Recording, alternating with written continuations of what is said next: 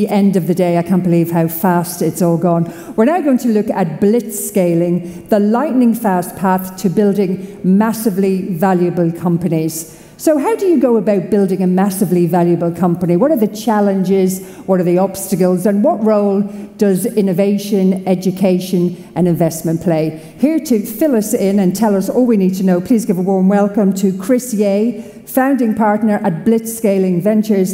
And the session will be moderated by Bernardo Hernandez, who is a serial entrepreneur and investor. Over to you guys. Thank you.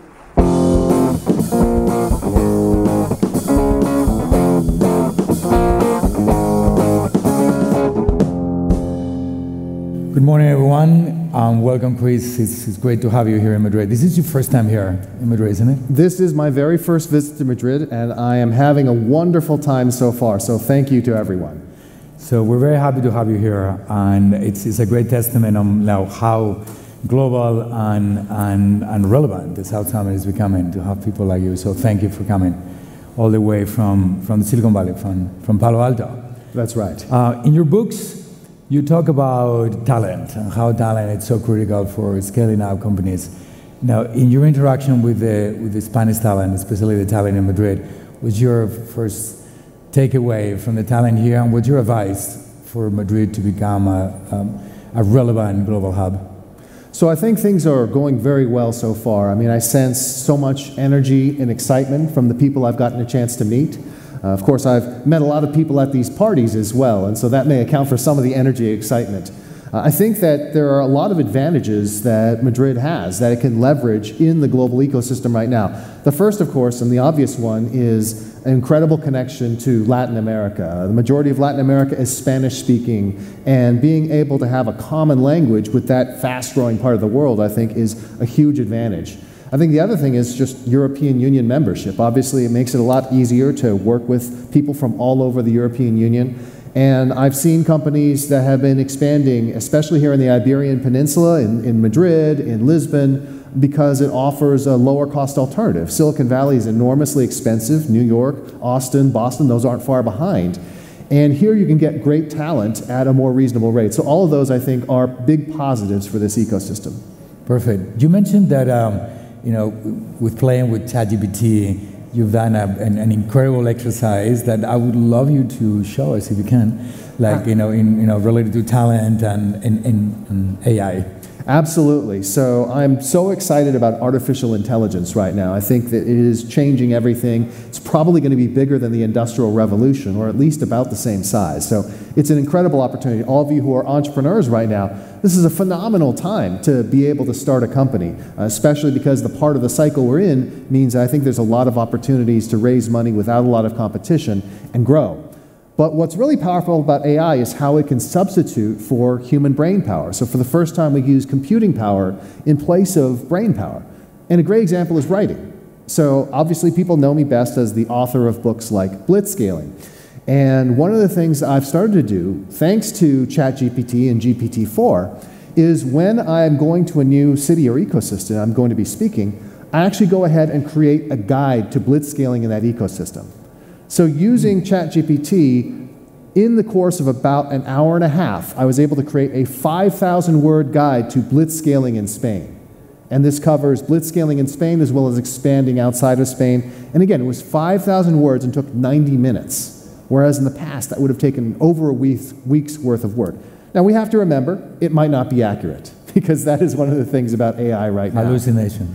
But it is there, it's done, and what I'm going to do is for anyone who wants to follow me on LinkedIn, I'm going to post about South Summit in the next day or two, and I will put a link where you can download that guide to blitzscaling for free.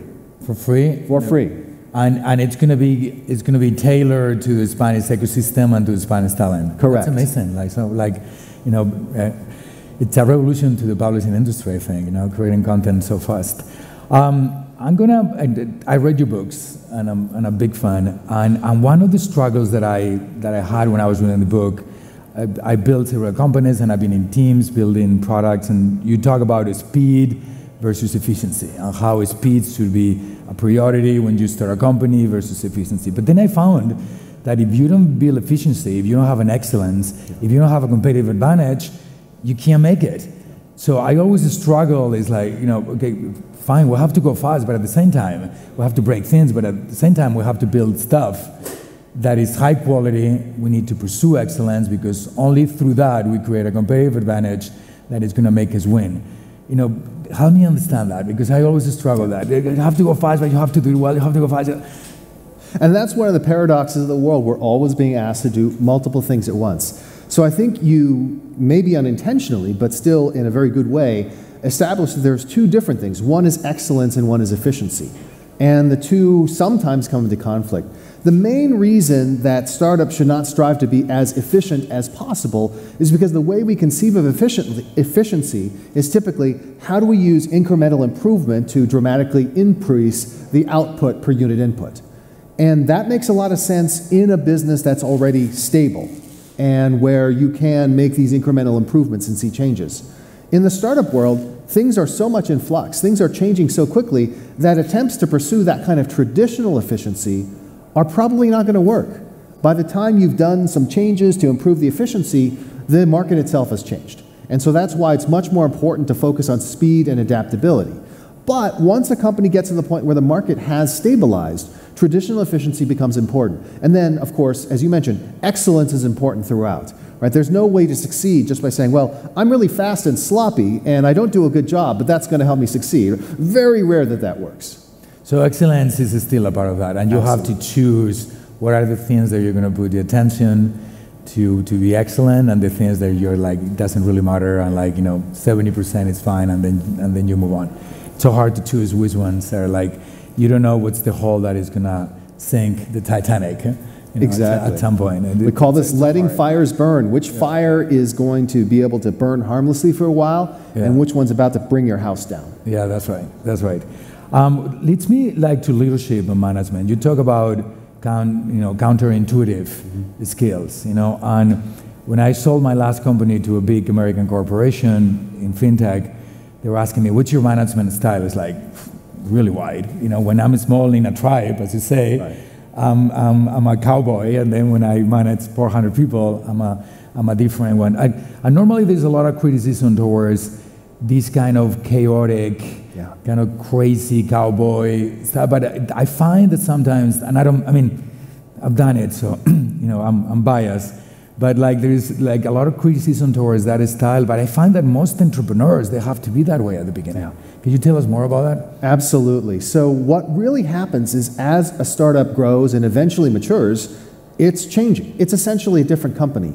So in the earliest stages, you have to be what we call a pirate, somebody who understands you have very little to lose and is willing to take on big risks. Because if you think about it, that's the advantage that you as a startup have over a big established company. You're willing to take risks, you have less to lose than they do. But as the company grows, you as a leader also have to grow. This is a concept we call being an infinite learner. So being able to learn, but then also unlearn and relearn. Because as the company grows, you need a whole new set of lessons, a whole new set of ways of doing things. So you are an infinite learner because you were able to be a pirate in the early days and successfully lead your startup to scale. And then when you had 400 people, you were able to adjust and become much more of a Navy captain or admiral even, and be able to learn a whole new set of skills. Yeah, and what's your advice, for those entrepreneurs to make the transition really well? Because it's very hard. Yeah. Because what make me succeed at the beginning is normally what is going to make me fail later on, because I'm too aggressive and I'm too detail oriented, and I micromanage, and then I change my mind a lot because I need to be flexible, and then precisely those things are the things that when you're running a 150 employee company, people don't like. So what's your advice for entrepreneurs to make that transition? It's hiring, it's leaving, the management in other hands. What's your advice? So the first thing is to become aware of this problem, right? To realize that as you grow, the things that worked for you before won't work for you in the future. And we have this very human tendency to base our identity on the things that we've been successful at, right? That's what makes us who we are. And so as a result, trying to unlearn those lessons can feel like a betrayal of your past, even though that's totally irrational, right? Whatever you did to be successful, nobody can take that away from you. And so you need to think about, okay, what will work in the future. The other thing you can do is you can find mentors, people who can help you, but make sure you're selecting mentors based on the stage that your company is at. If you have a mentor who's really used to building companies at the 5-person stage and you have 500 people, it's not going to be helpful, and vice versa. So find people that really match the stage that can help you figure out what are the ways you need to change. Yeah, and normally it's hard to work for a founder because a founder is a founder and they want to keep running. So in hiring good talent, what's a good advice of like delegating and letting go and all that? Because attracting talent is hard enough, but then working with that talent to retain that talent must be very hard too. Yes. So there is something I tell all founders, which is I say, you are a founder for a reason. You are intelligent, you are hardworking, you are capable, and in fact, in many cases at a smaller company, you are better than every other person at your company at everything your company does. However, there's only one of you. And if you rely on yourself for everything, there's only so much you can scale. Now, some folks I've been hearing have been saying, well, you know, in the future, AI will allow one-person companies to be billion-dollar companies. If that's the case, go wild. I haven't seen it yet. Maybe we'll get there. But most of us have to figure out how to work with others in order to grow our companies. And so the first and foremost thing is to understand that more people is better than one person and that you have to figure out how to let go. But then the second thing is to figure out, okay, well, how do I set up the guidelines or principles? Because if you are focused on telling people what to do, you've just expanded your problem slightly, because now they're all going to wait for you to tell them what to do. So this is where building culture and having a set of operating principles comes in handy. You want people to have a little voice in their head that directs them, hopefully the way you would, in whatever circumstance it is, without having to come to you. Yeah, it makes sense. What are the mistakes that you've seen in startups, making when doing that transition? What are like the top 5 things that like over and over again like startups do when transitioning from scrappy, tribal to mid-size established companies? So we'll cover a couple of them because we only have so much time. The first thing that happens is they don't understand that scrappiness and saving money is great in the early days because it extends your runway. But when you need to actually grow, there are times when you need to spend money, and it's okay to spend money in order to move faster or grow faster. That is a total change in mindset along the way. The other thing that happens is one of the biggest forces you have to fight is actually how your early employees feel about the change. Many early employees are going to feel like, I liked it better in the old days. I remember when Bernardo was CEO and I got to see him every day. And now we're a big company, I see him once a quarter, and it's not the same, and I wish it was the old days. That's okay. It is fine to wish it was the old days, but people have to understand that times have changed and that things are different. It's okay to miss the old days, and the question you have to ask yourself is not, how do I get back to the way things were when we were 1/10 the size? The question is, what do I want my future to be here? And there are people who decide that they only really like working at the early stages, and that's fine. The previous book that Reid Hoffman and I wrote, along with our friend Ben Casnocha, is The Alliance, which says that the relationship between a manager and employee or the people you work with doesn't have to end when your association with the company ends. We were talking before we came on stage. You are a proud ex-Googler, but also a proud Yahoo. And you still have relationships with people that you worked with almost 20 years ago from those days. And that's how all of us should operate in the world. Okay, that makes sense. You mentioned that it's important to change the mindset and going from scrappy and efficient to it's like, okay, big spender and thinking big.